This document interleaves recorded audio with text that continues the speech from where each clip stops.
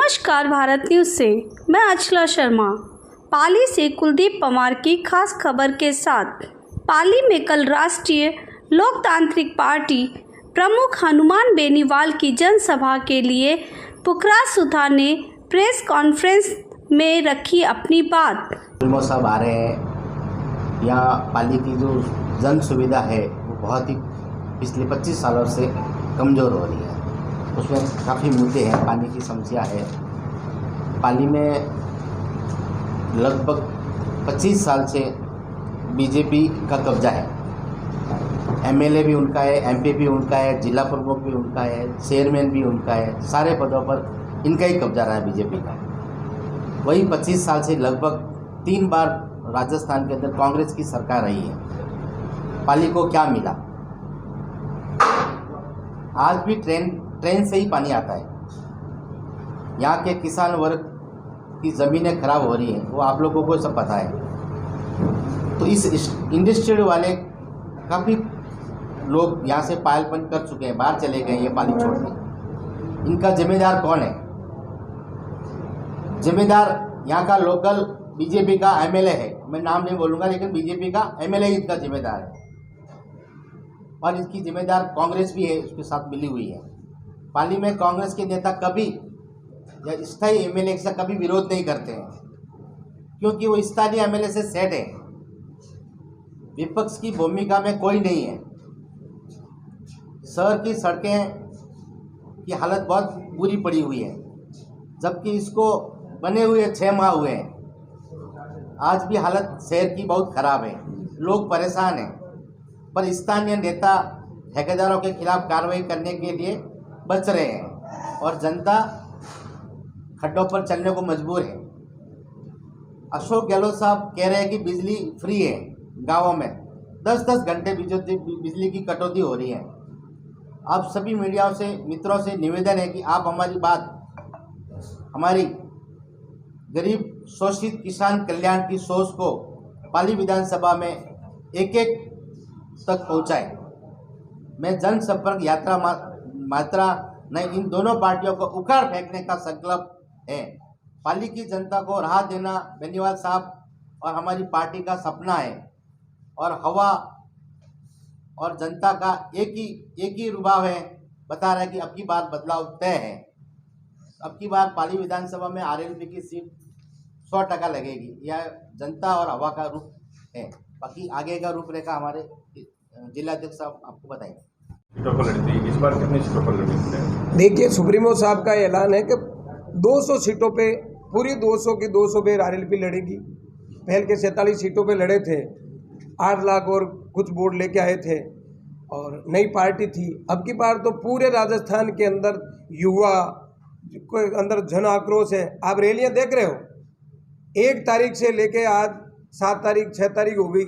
आपने जन सैलाब देखा होगा। बीजेपी कांग्रेस दोनों की चिंता बढ़ गई कि हनुमान बेनीवाल का जो ये जन सैलाब और जो जिस तरीके से रैलियां निकल रही है, उनको लेकर सब चिंता में है कि राष्ट्रीय लोकतांत्रिक पार्टी सत्ता में आएगी और 100% आएगी, क्योंकि किसान गरीब के लिए काम करने वाला बंदा कभी हारता नहीं। 25 साल की उनकी वो मेहनत है, जो उन्हीं मेहनत का परिणाम है। आज राजस्थान के अंदर युवा, किसान, शोषित, पीड़ित कंधे से कंधा मिलाकर हनुमान जी के साथ हैं। हम भी हनुमान जी की टीम है। क्या कारण है कि इतना लेट जो आपका चुनाव प्रचार शुरू हुआ? देखिए, साधन संसाधन, आना जाना, अकेले आदमी है। आज भारतीय जनता पार्टी और कांग्रेस के पास तो हजारों लाखों के लोग हैं, अकेले लड़ रहे हैं, अकेले चल रहे हैं, अकेले बात कर रहे हैं। तो एक अकेले व्यक्ति के संघर्ष के लिए समय भी चाहिए। और जब बीजेपी निकालने शुरू कर दी, कांग्रेस निकाले, उनके साथ साथ निकालते तो कोई ऐसा नहीं था, कहीं न कहीं रैलियां साथ हो जाती। तो भाई उनके निपटने के बाद उन्होंने निर्णय लिया पूरे राजस्थान में अपना भी एक आह्वान हो, किसान गरीब शोषित पीड़ित की आवाज़ उठे और सबको इसका मौका मिले कि हर आदमी हनुमान बेनीवाल बन के सत्ता के अंदर भागीदारी हो। पाली में उम्मीदवार का चयन किस आधार पर करेंगे आप? देखिए, ये सुप्रीमो साहब का निर्णय है। जैसे ही यात्राएं खत्म हो जाएगी या जब भी वो चाहेंगे कि भाई आज ऐलान करना, वो तो वन मैन आर्मी है और जो अच्छा काम करता है, संघर्षशील आदमी है, उनको टिकट जरूर मिलेगा। किसान से जुड़ा हुआ होना चाहिए, गरीब परिवार से होना चाहिए, जिनको जनता चाहती हो। किसान गरीब और शोषित परिवार को राहत देने की आप बात कर रहे हैं, मध्यम वर्गीय परिवार का ध्यान नहीं आ रहा आपको? भाई मध्यम पर किसान किसान किससे आता था? गरीब आएगा, मध्यम आ गया। कौन जानता है कोई मध्यम परिवार वही है जो किसान का बेटा है, शोषित पीड़ित हो गया, गरीब हो गया, मजदूर हो गया। बनाया किसने? 70 साल के अंदर कितने किसान थे? 80-85% से आज 55% में आ गए।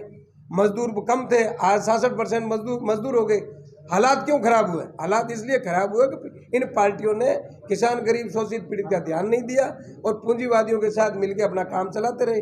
आज सड़कों की हालत देखिए, अस्पतालों की हालत देखिए, स्कूलों की हालत देखिए। सबसे पहले आपका कि आप लोग इतनी तादाद में पधारें।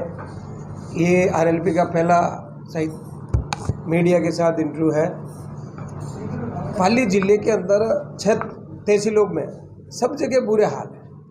बीजेपी की ज़्यादातर सरकार रही, साथ साथ कांग्रेस ने भी बीजेपी के साथ मिलकर वही व्यवहार किया कि गरीब, किसान, शोषित, पीड़ित और अल्पसंख्यक हो चाहे दलित हो, उन लोगों की कभी इन्होंने आवाज़ नहीं उठाई, न किसानों के साथ गए। आज आप पाली शहर से देखते हो, पाली शहर इंडस्ट्रियों का जो पानी है वो एसिड है, वो लोगों के खेतों में लूणी की तरफ जाके पूरे लोग प्रभावित हो रहे हैं। यहाँ से रोड तक देखिए, किसान त्राहिमाम कर रहे हैं, गरीब पलायन कर रहे हैं और शोषित पीड़ित लोगों की कोई सुनने वाला नहीं है।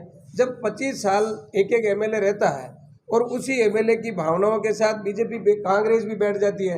अब राष्ट्रीय लोकतांत्रिक पार्टी के सुप्रीमो श्रीमान हनुमान जी बेनीवाल ने एक संकल्प सत्ता परिवर्तन यात्रा जो निकाली राजस्थान के अंदर, प्रत्येक तहसील के अंदर जाएंगे, किसान, गरीब, शोषित, पीड़ित, दलित और अल्पसंख्यक के लिए कि भाई कोई भी किसी के साथ और किसी भी रात के अंदर भी कोई निकले तो सुरक्षित हो।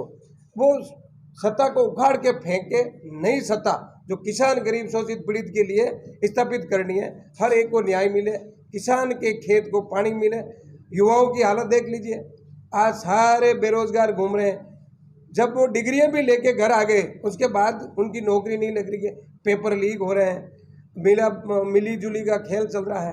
तो मैं नेताजी का ये आह्वान है कि भाई राजस्थान के अंदर नई सत्ता परिवर्तन हो और नए तरीके से शासन लागू हो।